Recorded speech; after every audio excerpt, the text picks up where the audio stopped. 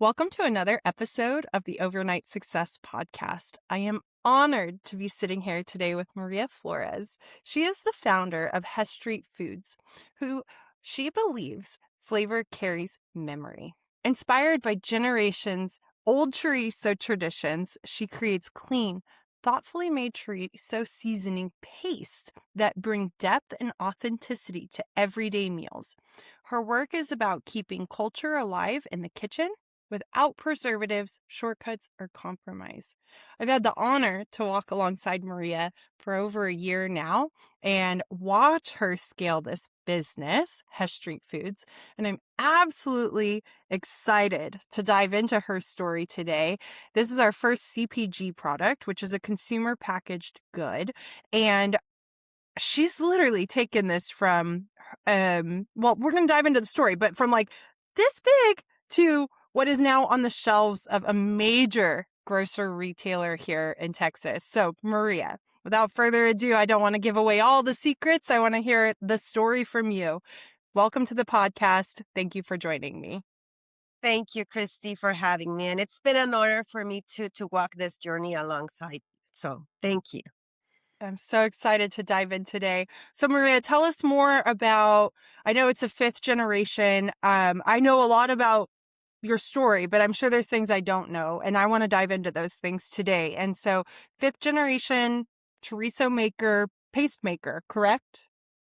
Correct. Yes. So everything started with the entire chorizo link or the chorizo sausage. I'm the fifth generation of women that learned how to make their own chorizo at home. It's a tradition. It's a cherished memory for me because I grew up watching my grandmother making chorizo. So this memory is full of smells and images and sounds, and it just every time I open a jar, it's like I go back in time. It's like a time machine opening a jar. I go back to that moment in her kitchen where I would watch her cleaning the peppers, peeling garlic, mixing all five different spices. It was an entire process. It was very, very exhausting physically because of how you have to position your body to case all that mixture. So she would not only make the paste, which is the flavor of the chorizo sausage, but then she would mix it with the ground pork and stuff it in a hot casing and hang it so it would dry a little bit. It was an entire day of ordeals and activities all around the chorizo making. And to me, she would look like a superwoman doing this. It was something that I never thought I would be doing. Um, she learned it from her grandmother, and her mother learned it from her mother.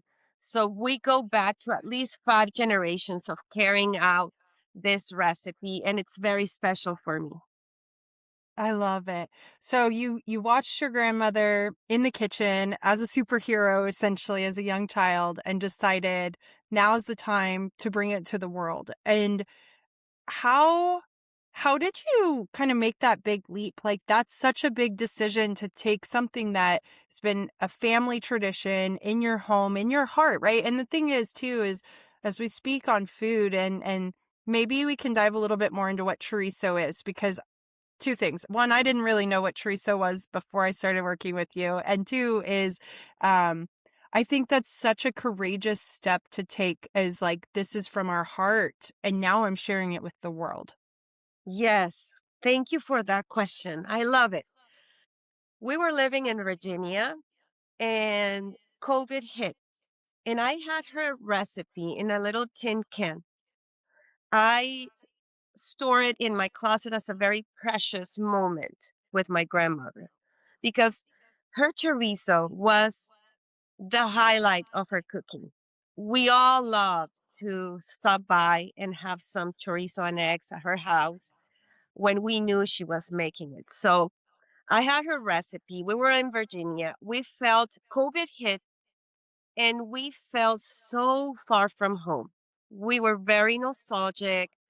I think everybody felt the same way. You're not in touch with your friends because you have to isolate. But then again, as Mexican Americans, we also feel in a way very far from our family in Mexico. So I I felt this need to connect to my country and to my roots and my traditions. And the best way for me to do it was through cooking.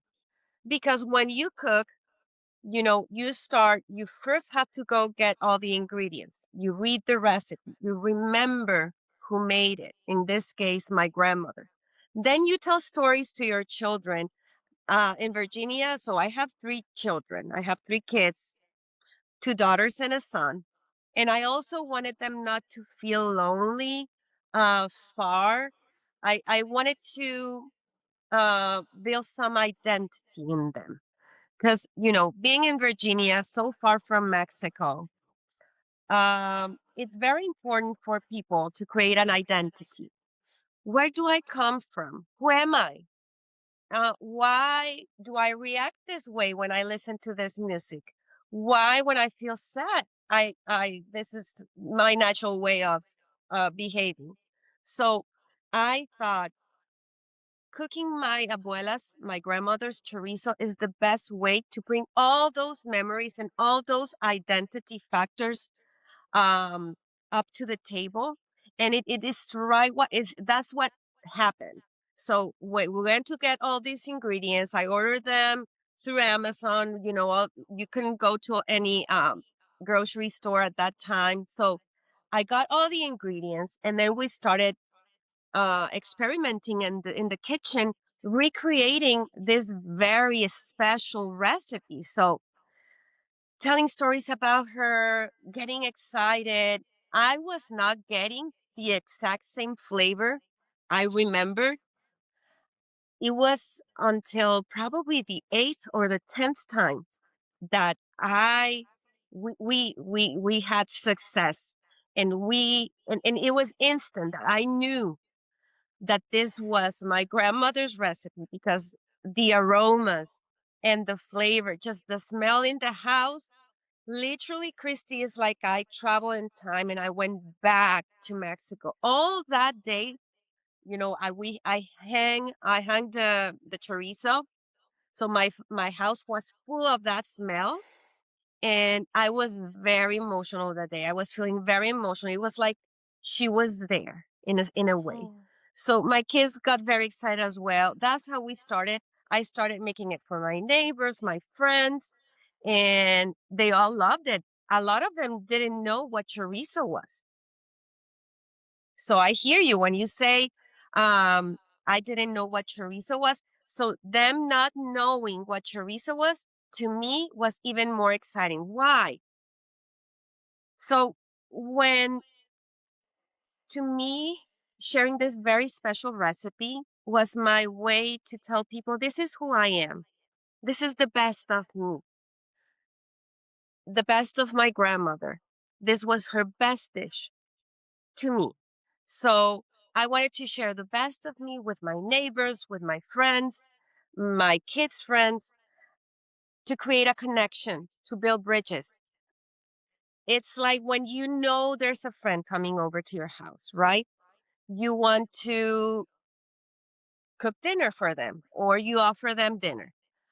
I bet you're gonna not want to order takeout. You're gonna want to make something for them because it's a special day. Someone special is coming over. So when you start thinking about, okay, what am I gonna cook? You start thinking about the special dishes, the things you're good at. You don't wanna mess it up. So the things you're good at. And then you become vulnerable because you are um using a very special thing for you. I think that a recipe that has a lot of meaning, maybe because it comes from a special member of your family, maybe because it's a tradition in your family, there's a lot of reasons why this dish is special for you. So when your friend, your loved one, comes over and sits at the table and you present this dish, you're expecting what the reaction is going to be. This is vulnerability. And when that special someone likes it, you feel so welcome, so accepted. You feel you can touch the moon. You feel full in every way, not just because of the food, but your heart is full. And so that's how I feel after launching my grandmother's recipe and listening to all the people say great things about it. To me, it's like, oh my goodness, I feel over the moon. It's a great feeling, and this is my way to share who I am with um, the people that have welcomed not just me but my family in this beautiful country. So it's been a way to spread culture in a very positive way. Yeah, Maria, I got chills as you shared that story and how it took you multiple attempts to really find, and once you found it, it was just kind of like you said, to the moon, right? And I definitely felt that even in this, as you're sharing, that you kept trying, you kept iterating, and then once you found it, you were like, I'm going all in. And I think we missed a little gap here though. So you were in Virginia during COVID. What brought you to Texas? Because that's where we met. So what brought you here? Yes. So we were in Virginia and we loved it. It's a beautiful state. My goodness, it's the Blue Ridge Mountains, Shenandoah Valley, beautiful, like postcard, beautiful. But we wanted to, when COVID hit, we were reflecting on family being close to to our parents who live in Mexico, and we thought the best state would be Texas. So my husband started trying. He found a job, and then we moved to Texas. When we moved to Texas, um, so the option was San Antonio, and I was very happy that I was going to get to San Antonio just because I knew my story. And my story goes back to 1950 when my grandparents tried to follow the American dream. And in the 50s, they moved to San Antonio and they lived on Hess Street here in San Antonio. So when we moved to San Antonio, I remember my daughters and my husband flew first, but then I drove because I have pets. And so I drove with my son. When we got to San Antonio, literally that same day, I told them I need to go to Hess Street. I need to go see the house. So we got to Hess Street and I saw the house and I felt like this was home, the city. This city was my home. I felt like I'm back. I've never lived in San Antonio before, but for some reason, the fact that my ancestors, my grandparents had lived here before, made me feel like I was welcome here. I belong here. It was a feeling of belonging, Christy, all over. And I thought I have to do something with this. I have to do it properly because in Virginia, I was making it at home and selling it to my friends and friends of my friends. So this is not the right way to do it. And I thought I need to do it right and I need to start doing my research. And this has to happen because it was like a big call standing in front of their house. So that's the story of why we moved from Virginia to Texas to be closer to family. And then the coincidence of finally ending living in the same city where my grandparents tried to, make a better future for their own children. That's Full so cool. circle. Yeah, it really is full circle. And I've seen that photo of your family in front of that house on Hess Street. And so that's so neat. And so I can also relate. Being a transplant to San Antonio, I really love this city and I feel that like hominess and that loving and that community aspect. And So now you're here and you're building Hess Street Foods as you have out of your home. And we're going to fast forward a bit. You enter a competition. Can you share about that competition that you entered? Yes, so once I started making the chorizo seasoning paste, just the flavor. So in a jar, just the flavor of chorizo. The uniqueness of this paste is that it's natural, made out of fresh natural ingredients. So I really believe I had something special to offer out to the market. I started selling at farmers markets, and everybody would tell me, "Oh, you have to participate at HEB's Quest for Texas Best." Are we talking about that competition? Yes, Okay. please. And at the beginning, I was puzzled. I didn't know what they were talking about since I had just moved to San Antonio. I didn't know much. Um, and then, you have one customer motivating you to do it. Then you have a mentor. Then you have a coach. Then you know, s- people started. It became something that just like a light. A light in my brain. You have to dig a little bit more into what this competition's about. So I searched about it. It made I was like, oh my goodness, do I even have a shot here? Um, I went to Launch Essay. So Launch Essay is where I got all of the information on to how to create a business, the proper guidelines when it comes to food, what are the codes. So they coached me really well. There's went back to Launch Essay and asked them about um, this competition called HEB's Quest for Texas Best. And they said, Margaret, from All's Gourmet Nuts. She's wonderful. She told me, Maria, look, print HEB's guidelines to participate in the competition and make your business um, compliant to all these guidelines. If for any reason you don't qualify, you making your business up to compliant to all these rules to participate is just going to make Hess Street Foods better. So that's what I did. I went back home, printed all the guidelines, and I started to work on each and every point, on each and every how do you say it, Christy? Help me. It's requirement, a requirement. So um I started working on that, and then when I was ready to submit my application, I remember I was sitting in my daughter's bedroom in her little desk. I had all my information. Um, I had found a co-packer. So I really worked very hard. This happened in May 2023, and the submission had to happen in February, March 2024. Okay.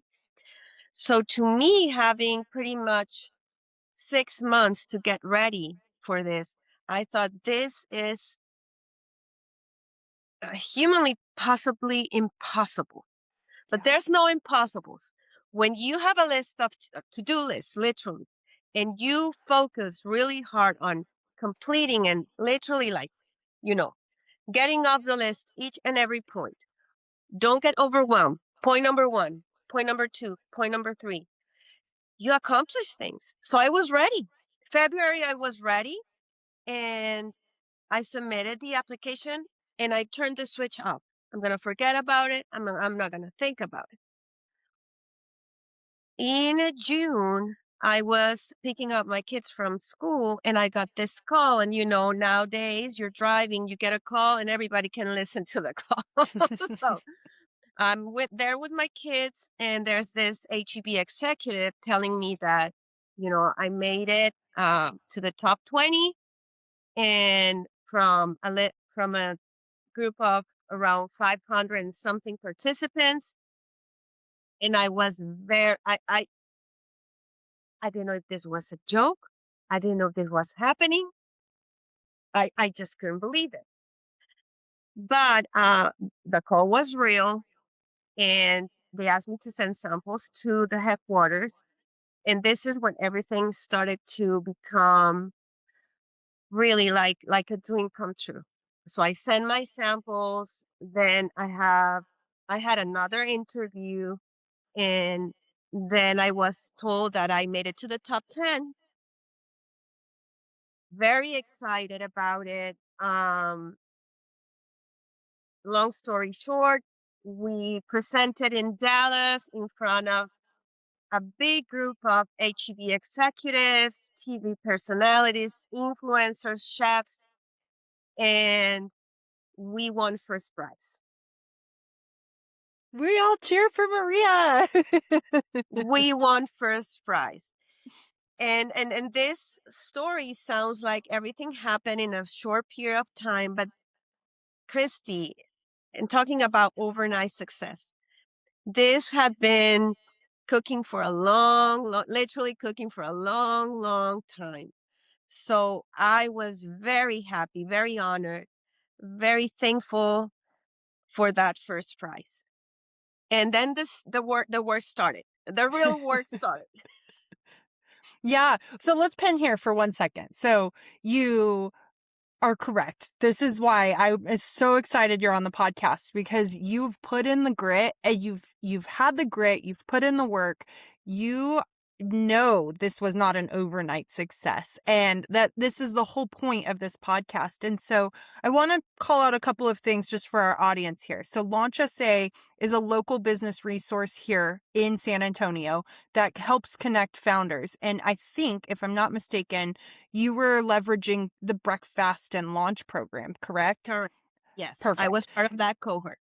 And so the thing that I'm hearing underlying here is there's a lot of community, there's a lot of mentorship also, but there's also, you mentioned identity. And identity is saying, I am the right person. I am the founder to be building this business. And so you showed up and you knocked all those hurdles out of the way and said, I'm coming in, I'm doing my checklist, I'm hitting all the requirements and the criteria, and persevered over months and months and months of figuring it out along the way. And I love that you leverage your community. The other thing that I want to call out here is HEB. So HEB, I think, is only in Texas, correct? Yes. Okay. Yes. But the cool thing is, and I don't want to fast forward too far here, but I know Maria has been expanding outside of Texas as well. But HEB is our local biggest retailer here. I would say it's a competitor to Walmart in very different lanes, because it's pretty much only grocery. But just want to call that out because we do have national listeners. So HEB is our biggest grocer here in the state. And Yeah. this is a huge feat. As Maria mentioned, people are over 500 applications, and she got the call that she made the top 20. And from what we've talked offline is rigorous process and putting you through the hoops. And you know, that is HEB doing their due diligence, because this is a big platform to be on. So again, celebrating with you on the way of all of the effort and the time and the energy that you've put into building this, and knowing that you've gone from a seasoning to a paste and showing up. And I want to talk a little bit too here about, you mentioned you submitted your samples. So you showed us on camera one, it was your Abuela's original.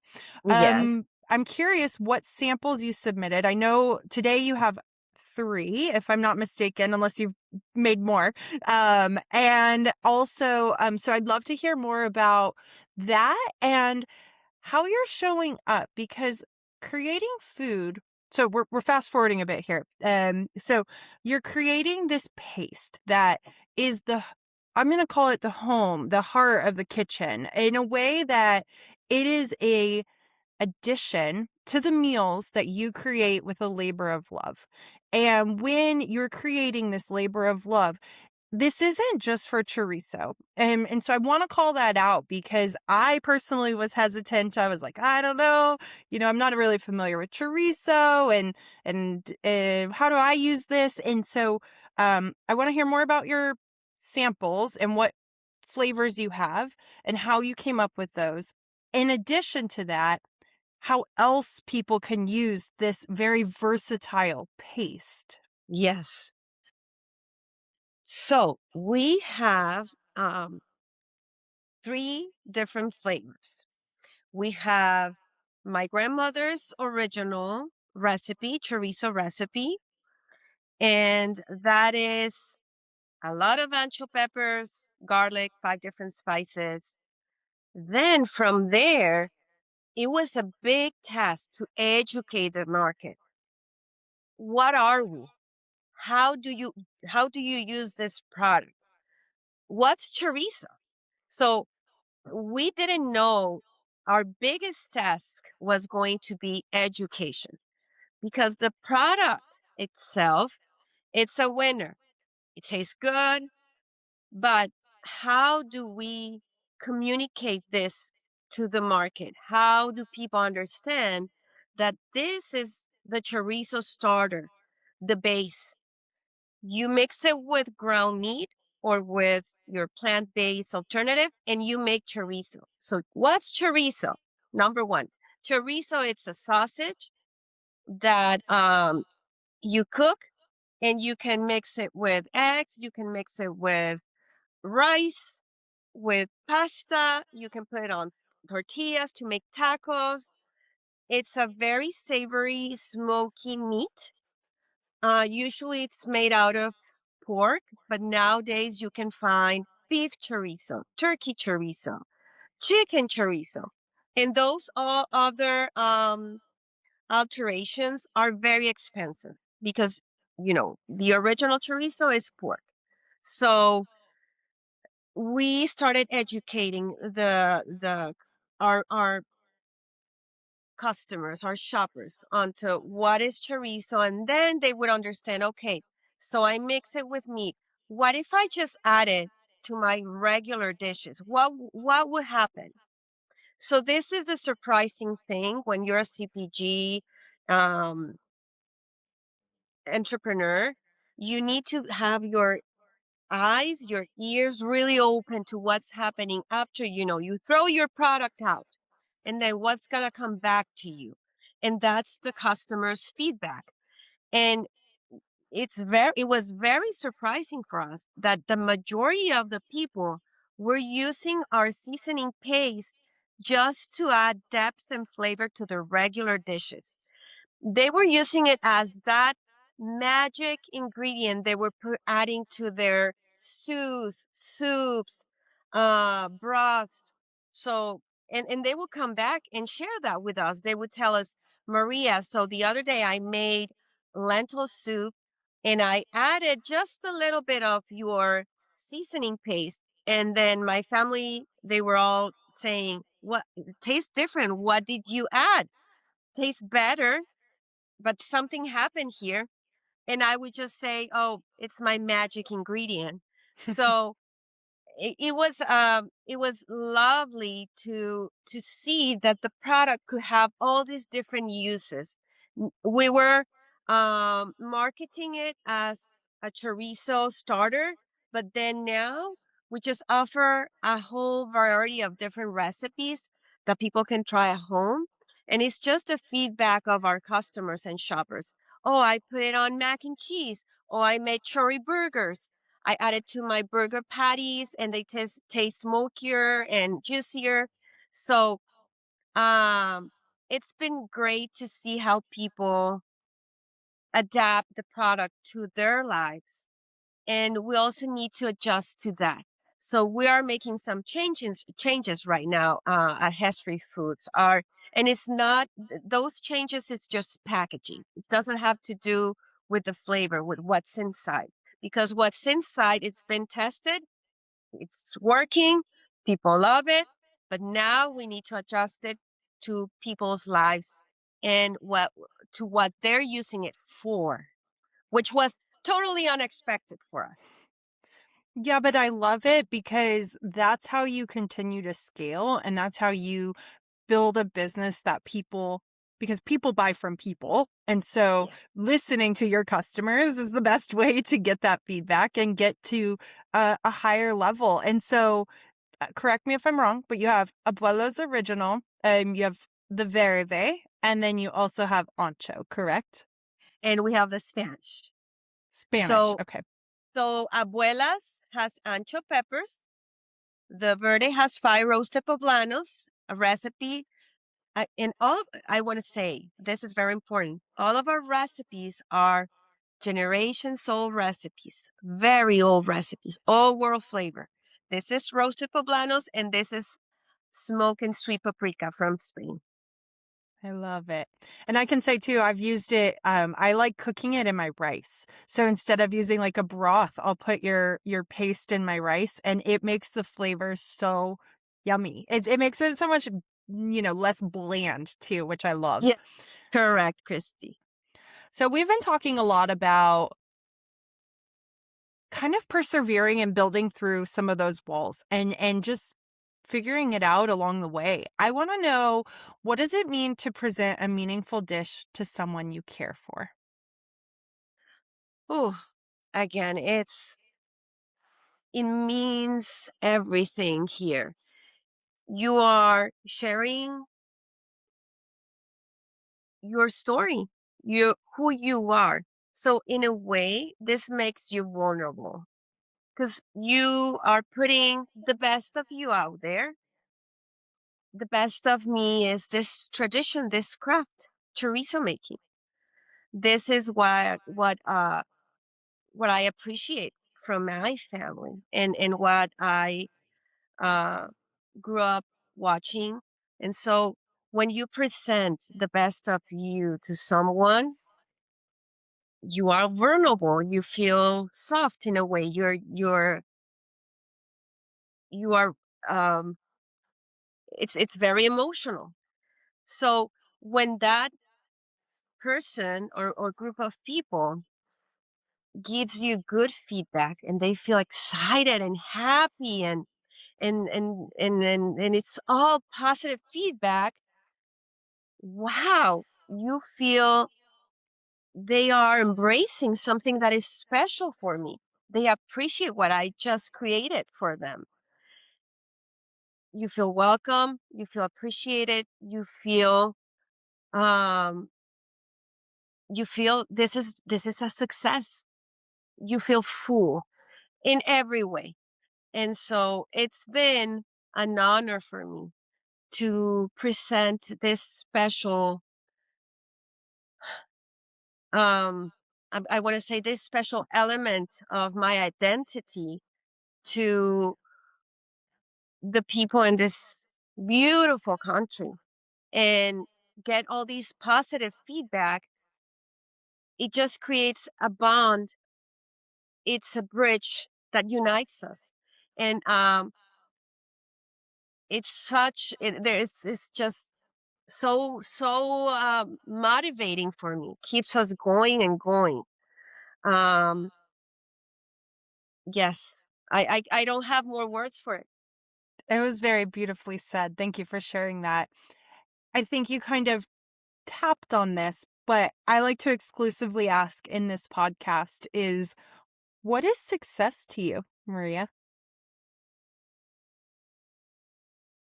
That's a very, very special question, Christy. Success. So I could say success is X amount of sales or X amount of followers, but success to me is to accomplish um our purpose. So what's our purpose? And that's a very important question that we asked ourselves when we founded Hess Street Foods. And our purpose is to deliver a piece of Mexico to every kitchen in the US. Just bring a piece of Mexico so they can, it's like a thank you note. This is my thank you note for being welcome here. Mm. Success is when, I've been in touch with people that are second, third generation of Mexican Americans here in the US, and they buy an Abuela's original jar from us. They open it and they get all teary because they then say, "This is exactly what my grandmother's chorizo smell like. Thanks for bringing this memory back." So that is success for me, to feel that void, that and then to connect those dots and make people feel like, they're kind of this warmth around them. That is success for me. I love that. And I think you do such a good job of conveying that through your story, through your product, through your messaging online, through your presence in person. I feel that that connecting piece and the warmth behind how you show up. And so it really comes through. And I think that is so powerful when building a company, having the right founder at the helm, so to speak, guiding that mission, that purpose is Yeah. super powerful in finding success. And so I will say that San Antonio is lucky to have you, Maria, building Hess Street Foods here with your cat Chorizo. That's a fun cat name. And I wanted to ask you just a couple concluding questions here as we wrap up is there any like particular book or resource that you would like to provide to the audience that has really helped you build and get to this level? And I know you're not done. I know you're not stopping. We're going to keep going. But today, I would say you are a success. You have found that quote unquote overnight success. And there's got to be some tools in your tool belt that I would love to hear if you can share with our audience. Yeah, so there's a very good book that I have this mentor that Lawrence Coffey and you, Christy, during this GAP program that you all recommended us to read a book called Never Split the Difference. I have it here actually, and by Chris Voss, and it just uh, changed how I viewed our conversations at the negotiating table with retailers and retail customers. I recommend that to any CPG or technology business. It's just a wonderful um, podcast. So I really like how I build this, and I've been listening to all the Hispanic audience. I've been listening to Crack by Oso Traba. Oso Traba, he has this very good guest. It's in Spanish, and you get a lot of good advice. So listening to founders and how they made it to where they're at, just whatever podcast where you are listening a founder and just following their example on how they um they had challenges and how they overcame those challenges and what tools they use. It's just gold for us to listen to those stories. So those podcasts I try to listen every day when I'm picking up kids or when I'm running from one HEB to the other. um yes, so that's my brain food. I love it. Yes, and stories leave clues. And when we look at you mentioned mentorship a few times as, you're looking for advice, but you're really looking for that relevant experience. And I think when you're listening to those founder stories is something we also bring into here is we're not alone on this journey, right? And so I want you to leverage those tools that Maria mentioned if you're tuning into this. And Maria, last but not least, I'd love to ask you is how can people find Hess Street Foods? How can they find you? Where are you? And how can they get their hands on your product? Awesome. So we are at HEB around the Cooking Connection station. We're also at Central Market, Pullman Market. You can find us every second and fourth Saturday at the New Braunfels Farmers Market. We have our online shop, hestreetfoods.com, so you can buy the product there. You can find me reaching out to our social media messages. We're on Instagram, Facebook, um, TikTok, Pinterest. You can find me here at Geekdom, 7th floor, and I'll be happy to give any type of help, advice, connect. Very approachable and reachable. So thank you for having me again, Christy. Absolutely. And we'll put those links in the show notes for our guests as well. Try the Great. paste, it's delicious. Go see Maria. She's very, very friendly. And I love that your boots on the ground. You're still building this, even though you are a national retailer. You're in how many stores? 160 something? Yes, 160 so far. Yeah, congratulations. Maria, last question for you. Is there anything that I haven't asked you that I should have asked you that you'd like to share with our audience? I don't think so, Christy. It's been a really great conversation. I would like just to add that this is this is a journey where, you know, there's always good and bad happening at the same time, right? And to keep on our journey, we need to focus on the positive and have our goals set and ask for help and surround ourselves by community. For us, the key has been to reach out to the community, meetups, groups. We have the CPG group here in San Antonio. We have Geekdom. We have Lunches Say. So reach out to people, share your concerns, your successes as well. And yes, the sky is the limit. I agree. I think that's a great place to end this. Thank you so much for joining me today, Maria. It was an absolute pleasure, and see you soon. See you soon. Thank you, Christy.